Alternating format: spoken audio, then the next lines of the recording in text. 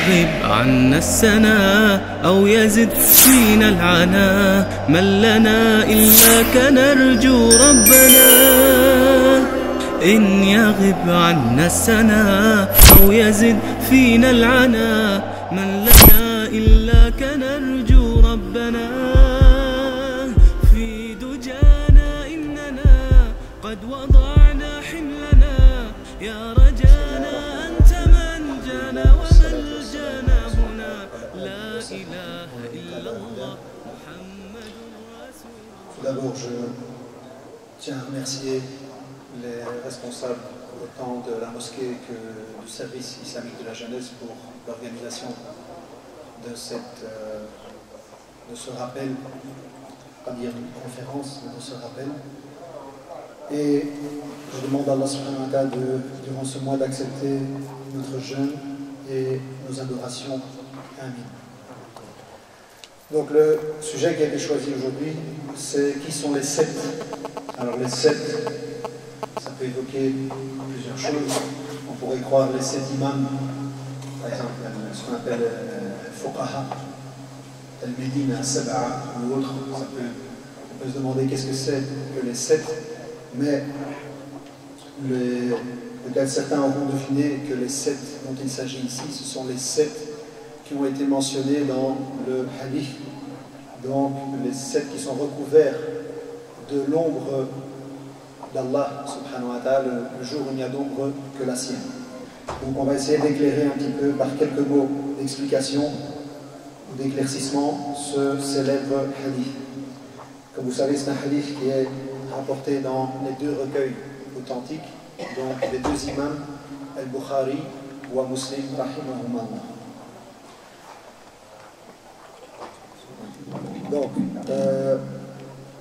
dans ce hadith, donc, le hadith commence par attirer la curiosité des gens, parce qu'il commence par citer, il dit sept, il y en a sept que Allah couvre de son ombre le jour où il n'y a d'ombre que la sienne. Donc, sab'atun yudhilluhumullahu fi dhillihi yawma la dhilla illa dhilluhu. Donc, c'est une manière d'attirer l'attention, de susciter l'attention de l'interlocuteur, des auditeurs, parce que une fois si je vous dis, voilà, il y a 7 personnes qui vont être récompensées, 7 personnes qui ont réussi leur examen, il y a 7 personnes qui vont avoir un cadeau, il y a 7 personnes qui ont gagné ceci, cela, donc qu'est-ce qu'on fait? On attend, tout le monde est attentif et souhaite savoir, connaître les noms, connaître qui a gagné, qui a réussi, etc.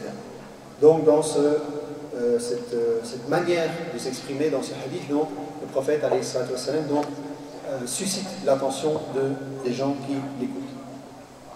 Ensuite, il commence alayhi salatu wassalam, à mentionner les 7 catégories de personnes.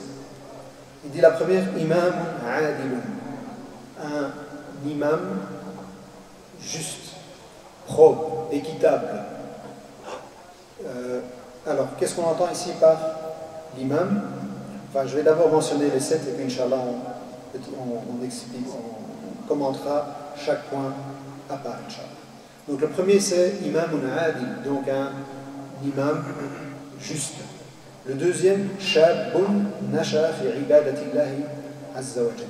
Le deuxième, c'est un jeune qui a grandi dans l'adoration d'Allah subhanahu wa ta'ala. Le troisième, warajulun qalbuhu mu'allaqun bil masajid. Le troisième est un homme dont le cœur est attaché aux mosquées. Le troisième, donc, un homme dont le cœur est attaché aux mosquées. Le quatrième, qui sont ici au nombre de 2, وَرَجُلَانِ تَحَابَّا فِي اللَّهِ اجْتَمَعَ عَلَيْهِ وَتَفَرَّقَا عَلَيْهِ. Il dit donc les 2 hommes qui se sont aimés pour Allah, qui se réunissent sur l'amour d'Allah, et lorsqu'ils se séparent également, ils sont toujours en train de s'aimer pour Allah subhanahu wa ta'ala. Le cinquième, وَرَجُلٌ دَعَتْهُ امْرَأَةٌ ذَاتَ حُسْنٍ وَجَمَالٍ فَقَالَ إِنِّي أَخَافُ اللَّهِ. La personne suivante, c'est un homme qu'une femme dotée d'une grande beauté a appelé à la fornication et il a dit Inni akhafullah, il dit je crains Allah.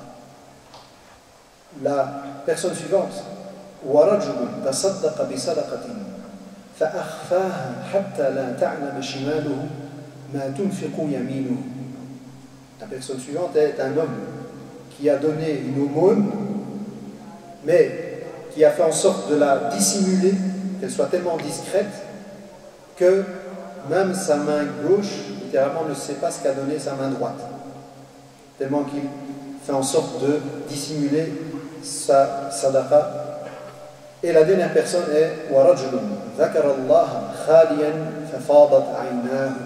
Donc un homme qui s'est rappelé, qui a mentionné, évoqué Allah subhanahu wa ta'ala en étant, on verra comment on l'explique, en étant seul et dont les yeux ont versé des larmes par ce rappel d'Allah subhanahu wa ta'ala.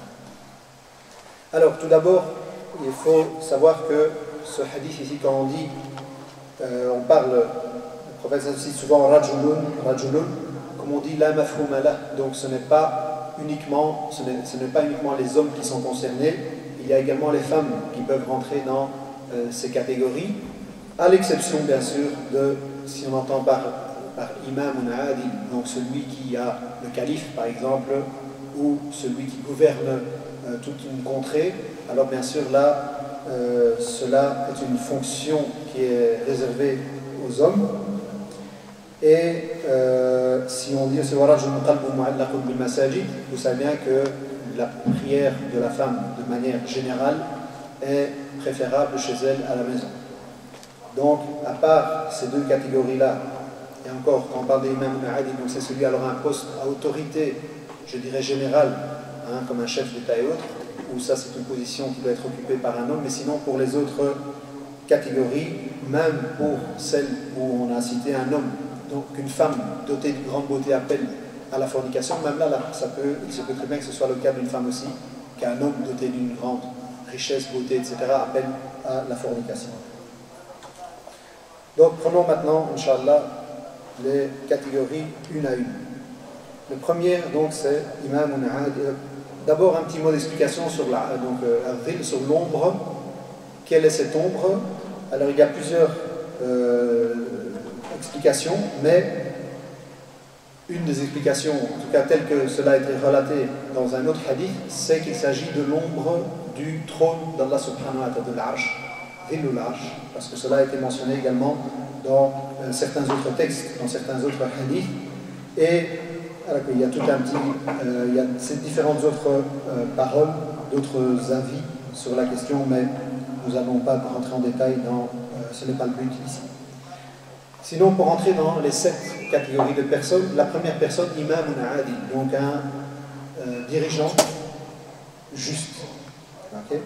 Lorsqu'on a dit tout à l'heure que s'il s'agit, et bien sûr en premier lieu ici, c'est pourquoi le prophète a cité cette catégorie en premier, pour montrer le mérite et l'importance du chef d'État, du dirigeant, du gouverneur juste. Parce que si le dirigeant est quelqu'un d'équitable, de juste, il peut établir la justice sociale. Et qui dit justice sociale dit une harmonie dans la société. Dit une harmonie dans la société à tous les niveaux. C'est pour cela qu'on trouve certains des anciens qui disaient si j'étais sûr que j'avais une invocation exaucée, je la réserverais pour le dirigeant. Pourquoi? Parce que lorsque le dirigeant est pour tous les bienfaits qu'apporte le dirigeant juste et équitable.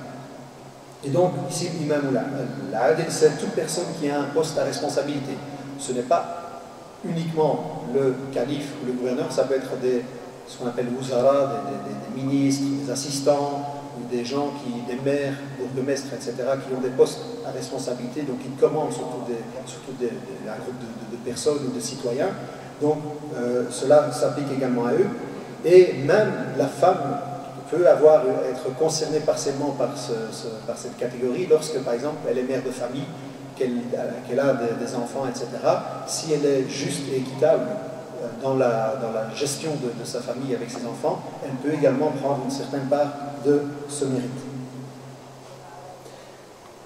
Également, on peut dire que l'imam est le seul, l'imam ou l'adil, si on parle ici des gens qui sont gouverneurs, chefs d'État, etc., c'est le seul qui peut rassembler ces 7 caractéristiques.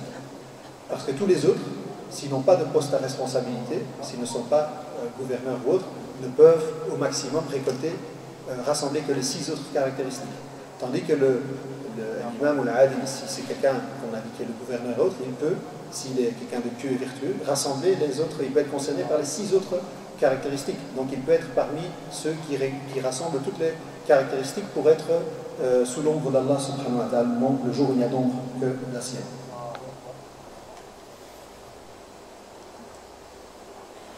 Et donc, cela est en ce qui concerne l'imam ou l'adil. Et dans un hadith également, il est rapporté que le prophète alayhi salatu wassalam a dit Ahlul jannati thalathatun. Il dit les gens du paradis sont de 3 catégories. Wa dhakara minhum, il a cité parmi eux Dhu sultani muqsitin. Il a dit donc celui qui a parmi ces 3 catégories de personnes qui sont au paradis, il a dit toute personne qui est dotée d'une autorité et qui est juste, qui est équitable. Donc, un sultan c'est un pouvoir, il a un pouvoir, ça peut être à grande échelle ou à plus petite échelle, et muqsit, c'est celui qui est juste et équitable. Voilà donc pour la première catégorie de personnes qui sont citées dans ce hadith. La deuxième catégorie de personnes, c'est le jeune, le shab, donc le jeune homme, la jeune fille, qui ont grandi dans l'adoration d'Allah, dans la piété. Et pourquoi dans ce hadith il n'est pas spécialement dit la personne, pourquoi est-ce qu'on parle du jeune ici, le jeune homme, la jeune fille? Parce qu'effectivement, de manière générale, bien sûr il y a des exceptions, mais de manière générale, la jeunesse appelle, parce que quand on est jeune, on a plus en général de fou, d'énergie, l'attrait, l'appel des tentations est souvent plus fort pour les jeunes, et on a souvent plus de pulsions, etc. Donc, en général, il est plus difficile pour le jeune de se contrôler, il y a beaucoup plus de tentations, etc. pour le jeune, je dis bien de manière, en règle générale. Donc c'est pour cela que le jeune a été spécifié, ici la jeunesse a été spécifiée comme caractéristique dans ce hadith. Et c'est pour ça, cet effet qu'il est même rapporté dans un hadith, que le prophète sallallahu alayhi wa sallam a dit Inna Allah la ya'jabu min shabin laysa lahu sabra. Donc dans ce hadith, le prophète sallallahu alayhi wa sallam dit que Allah s'étonne et aime, il s'étonne qu'une personne, qu'un jeune n'ait pas de dérapage, de vice. Il s'étonne ça parce qu'il est difficile pour le jeune, en général, d'être dans la piété, de vivre uniquement dans la piété. Donc, savoir, c'est ça, donc c'est le fait d'être attiré vers les passions, vers les tentations. Donc, on voit ici l'immense mérite d'une personne qui, malgré qu'elle soit jeune, pour Allah subhanahu wa ta'ala, elle réfrène, elle contrôle ces pulsions et cet appel des tentations uniquement pour rechercher l'agrément et la satisfaction d'Allah subhanahu wa ta'ala. Bien sûr, cela se travaille. Ce n'est pas, pour cela, il faut que la personne, c'est une éducation de l'âme.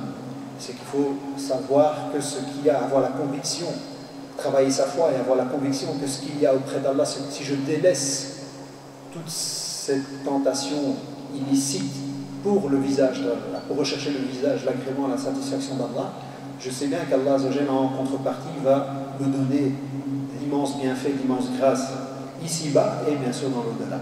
Parmi les grâces qu'on récoltera ici-bas, on peut récolter énormément de fruits, dont la saveur de la foi, halawatul iman, la saveur de la foi, comme l'amour de la connaissance du Coran, de la sunna, de la religion, comme une certaine lucidité, une certaine perspicacité qu'Allah me donne pour voir les choses, et bien sûr, à force également qu'Allah m'aide et me facilite et m'assiste pour pouvoir résister à toutes ces tentations et à tous les vices et les passions qui nous sont parfois offerte. Donc, voilà pour cela. Et Ibn Qayyim rahimahullah, a dit qu'il y a la personne, il y a deux sortes d'empêchements, deux sortes de ce qu'on appelle le habs, donc la sorte de prison, d'empêchement que la personne doit suivre. C'est non seulement forcer, contraindre, travailler sur son âme pour répondre et pour accomplir ce qu'Allah m'a demandé de faire, et également réfreindre, contrôler, quelque part emprisonner l'âme par rapport à ce qui est interdit. Et chaque personne qui sort de ce bas monde, soit il sort d'une prison d'ici-bas vers la largesse et l'immensité de l'au-delà, soit au contraire, s'il a vécu en répondant à toutes ses passions, en ne surveillant pas les commandements, les injonctions d'Allah subhanahu wa ta'ala, au contraire, il peut sortir de ce bas monde vers une prison qui est l'enfer. Donc voilà pour la deuxième catégorie de personnes. La troisième catégorie de personnes, c'est celle dont le cœur est attaché aux mosquées. Celle dont le cœur est attaché aux mosquées. Et lorsqu'on dit un cœur attaché aux mosquées, les savants ont expliqué, ils ont dit par exemple comme une lampe qui est, pourquoi est-ce que donc comme s'il était attaché au plafond. Ils ont dit c'est par exemple comme une lampe, parce qu'une lampe ne quitte pas la mosquée. Les lampes avant, quand on avait les lampes, on a ici aujourd'hui à notre époque les spots, etc., ils restent toujours dans la mosquée. Et cette personne, elle aime tellement la mosquée, elle aime tellement l'adoration d'Allah dans la mosquée, que ce soit la prière, que ce soit le mention, la rappel d'Allah, on peut la comparer à une sorte d'objet qui ne quitte jamais la mosquée. Et même lorsqu'elle quitte la mosquée, son cœur reste toujours attaché à la maison d'Allah subhanahu wa ta'ala, jusqu'à ce qu'elle revienne à cet endroit. Elle aspire toujours à y retourner. Et bien sûr, on a plusieurs hadiths qui mentionnent les mérites du fait de rester à la mosquée. Bien sûr, il faut lire tout ça à la lumière des autres hadiths. Je n'appelle pas les gens à ne plus travailler et à passer 10 ou 12 heures par jour à la mosquée pour dire oui, on nous a dit à la mosquée que c'était bien d'y rester, donc je ne vais plus travailler. Non, il faut lire bien sûr cela à la lumière des autres textes. Lorsque la personne a la possibilité et le temps, lorsqu'il a accompli ses devoirs professionnels, familiaux, etc., cet amour de la mosquée. Et dans un hadith, il est dit « Inna al-malaikata tusalli ala ahadikum ma dama fi musalla alladhi salla fihi ma lam yuhdith Allahumma khfir lahu Allahumma arhamhu » Donc le prophète sallallahu dit que les anges prient sur l'un d'entre vous tant qu'il est dans l'endroit où il a accompli sa prière. Le musalla, on va dire la mosquée, l'endroit où les prières se font, s'accomplissent.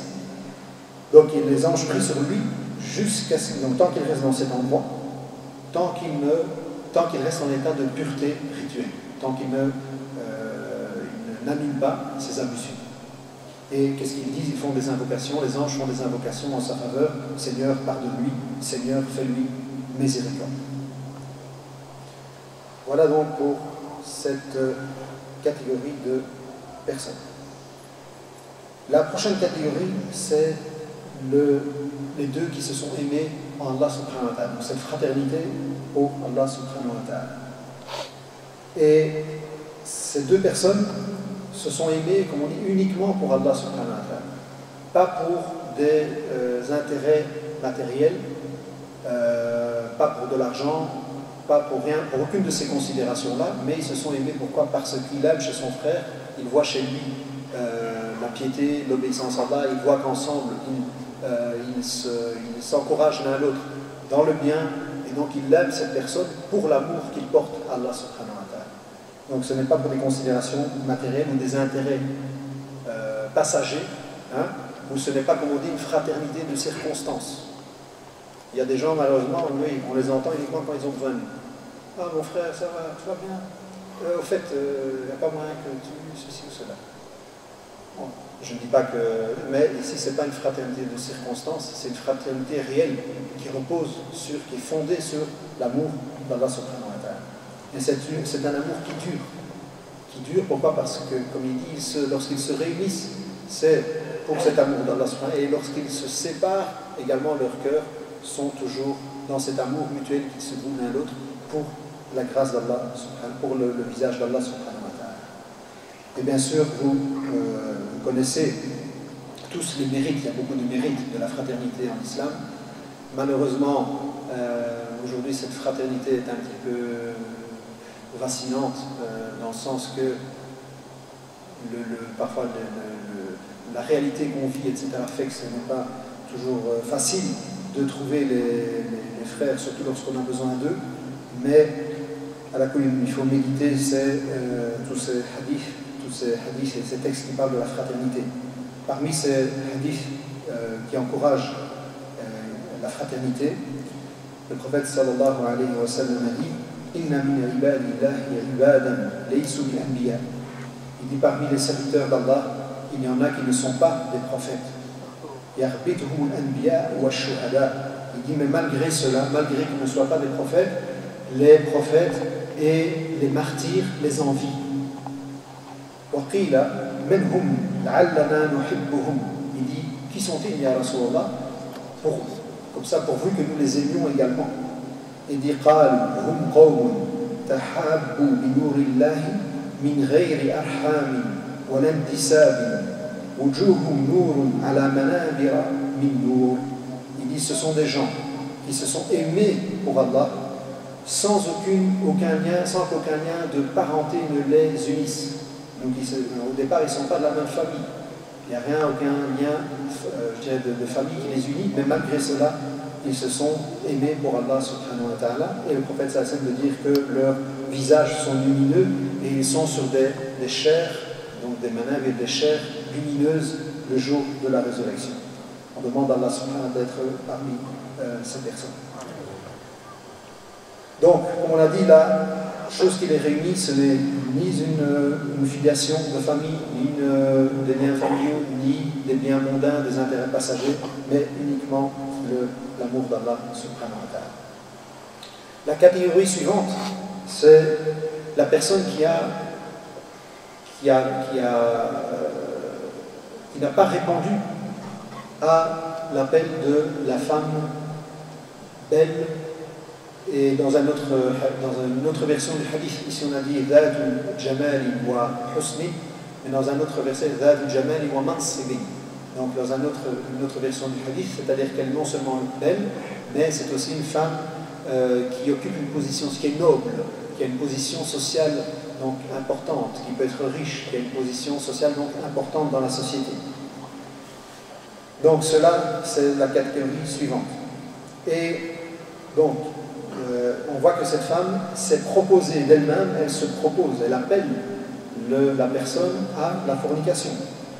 Donc, tous les éléments ici sont réunis pour que son appel soit encore plus puissant, plus enivrant pour la personne. Pourquoi? Parce que non seulement elle est belle, en plus de ça, elle a une position sociale importante. C'est une femme noble.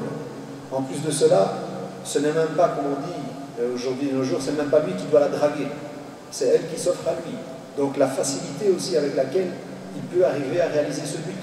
C'est même pas qu'il doit aller une œuvre ou autre commencer à tourner, etc. pendant des heures, mademoiselle, mais ici c'est facile, c'est elle d'elle-même, elle s'offre à lui. Donc ici toutes les facilités sont là pour que la personne glisse dans cet acte abominable. Mais malgré cela, à ce moment-là, donc, il se rappelle d'Allah subhanahu wa ta'ala et il dit je crains Allah subhanahu wa ta'ala. Pourquoi? Parce qu'il a la ferme conviction que ces quelques minutes de plaisir qu'il aura, qu'est-ce que c'est en comparaison de ce qu'il peut récolter, non seulement comme humiliation, peut-être ici-bas et surtout dans l'au-delà. Une fois que ces quelques minutes seront passées, en fin de compte, qu'est-ce qui va rester? Qu'est-ce qu'il va récolter? Est-ce que ça en vaut réellement la peine? Bien sûr, à ce moment-là, bien sûr, c'est très très difficile. C'est une tentation immense et énorme pour beaucoup de gens. Et on voit vraiment la force de la foi et pour pouvoir résister à cela. Et bien sûr, cette catégorie de personnes nous rappelle le prophète Youssouf, alayhi salam, donc le prophète Youssouf, Joseph, donc, dont l'histoire est mentionnée dans le Coran, et vous savez très bien que c'est ce qui lui est arrivé lorsque Imratul Aziz, donc la femme de son maître, parce qu'il était esclave à l'époque, lorsque son maître, l'Aziz, donc son épouse, alors qu'il vivait dans la maison, il vivait dans le palais de l'Aziz, et donc il était quotidiennement confronté à... Il vivait aux côtés de son épouse et autres, et vous savez qu'en plus de ça, Youssouf était doté d'une immense beauté, et donc cette femme l'a appelé également à commettre l'irréparable, à commettre la fornication, et Youssouf, bien sûr, a résisté. Donc cela est cité dans le verset suivant. Donc c'est elle également qui l'a appelé à commettre la fornication. Elle a fermé toutes les portes. Qui veut dire viens à moi. Donc il a dit qu'Allah me préserve. Et lorsqu'on analyse ce verset, on va voir les étapes ici dont Youssef fait montre. Il dit d'abord Inna Rabbi ahsana mathwaya. Donc il dit mon Seigneur, Inna Rabbi ahsana mathwaya. Donc mon Seigneur a toujours été, quand il dit c'est mon Seigneur, c'est mon maître. Donc l'Aziz, son maître parce qu'il est esclave. Donc il dit mon maître a toujours été bon envers moi. Innahu la yuflihu adh-dhalimun. Certes, les injustes ne réussiront pas. Donc la première chose avec laquelle il a commencé, il a dit qu'Allah me préserve. Pourquoi? Parce qu'ici c'est le droit d'Allah.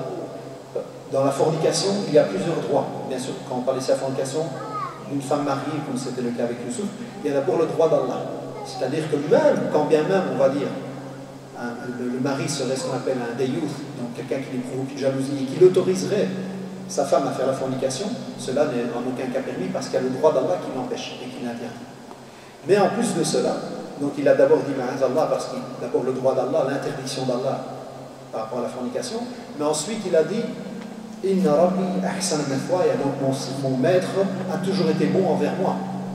Donc il s'est rappelé également du droit de cette personne, et qu'en plus d'être une désobéissance à Allah, cela être une trahison à l'encontre de son maître, qui a toujours été bon envers lui. Okay?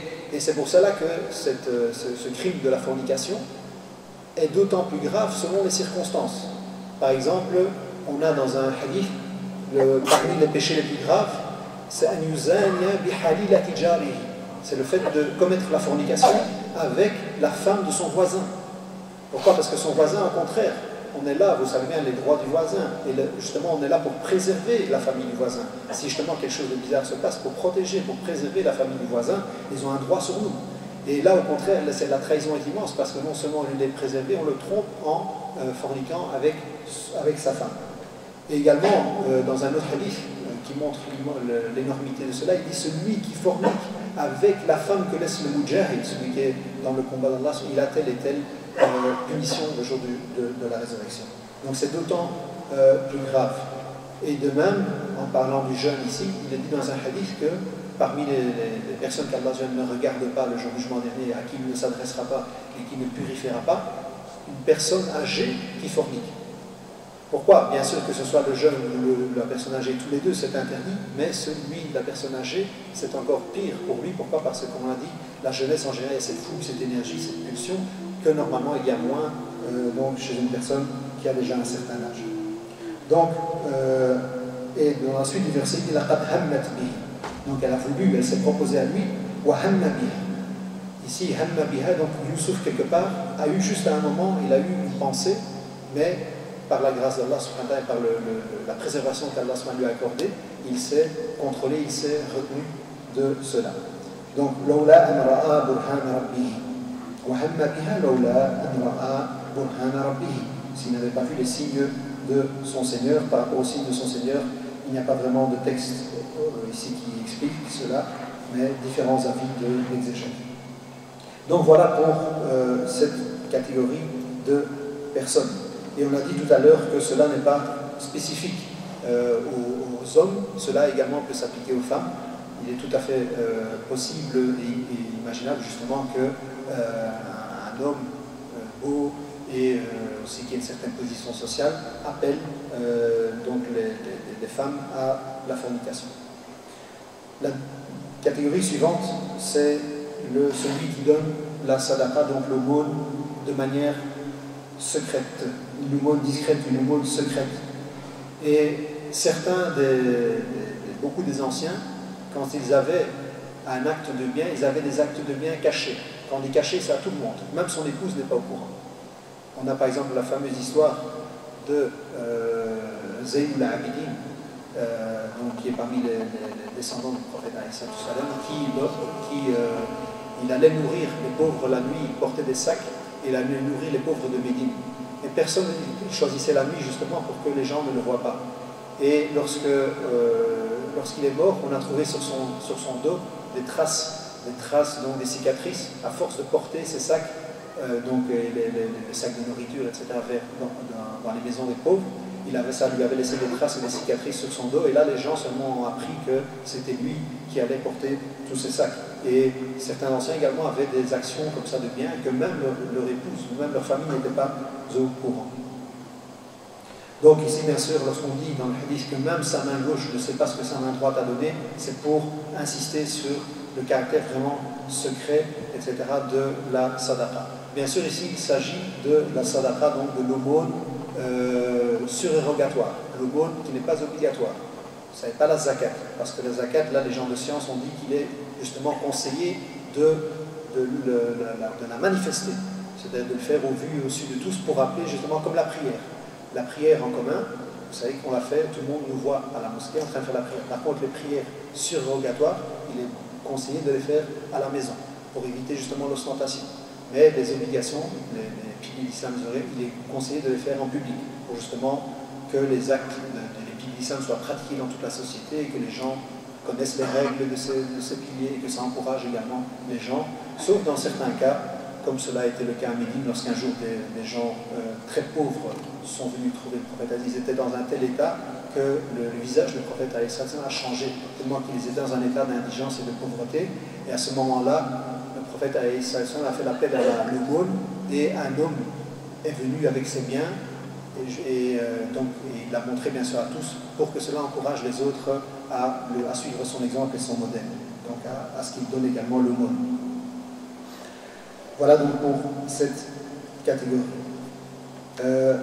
La catégorie suivante et la dernière, c'est celui qui pleure par crainte d'Allah subhanahu wa ta'ala.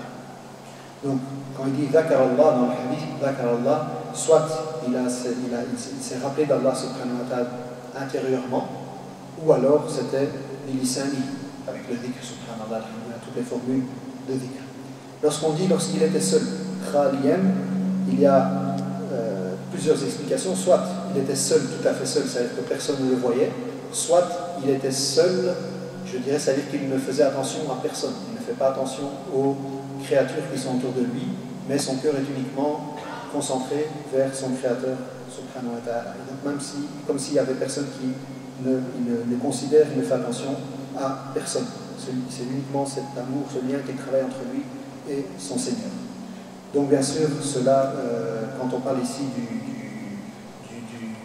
pleur, des pleurs, ce sont des pleurs naturels, ce sont des pleurs qui viennent par la crainte d'Allah. Il ne s'agit pas de commencer justement par ostentation, à crier, à pleurer, etc., pour que tout le monde nous voit et dise « Ah, mashallah, c'est quelqu'un de pieux qui pleure, etc. » Non, ce sont des pleurs qui viennent naturellement, parce soit on se rappelle ses manquements, ses défauts, etc., et on se rappelle la toute-puissance d'Allah subhanahu wa ta'ala et son châtiment, ou alors parce qu'on se rappelle tous ses bienfaits, donc l'amour d'Allah, par amour d'Allah subhanahu wa ta'ala, on se rappelle tous ses bienfaits et ses grâces sur nous, et donc la personne pleure. Et dans plusieurs hadiths, il y a plusieurs hadiths qui encouragent et qui incitent la personne, qui montrent plutôt les mérites des yeux, donc qui pleurent pour Allah subhanahu wa ta'ala. On ne va pas les citer, mais il y a plusieurs hadiths qui vont dans ce sens. Et Inch'Allah, je demande pour terminer qu'Allah subhanahu wa ta'ala accepte encore une fois notre jeûne et notre adoration. Et je demande également à Allah subhanahu wa ta'ala qu'il fasse que nous puissions rentrer dans le plus possible de ces catégories de personnes.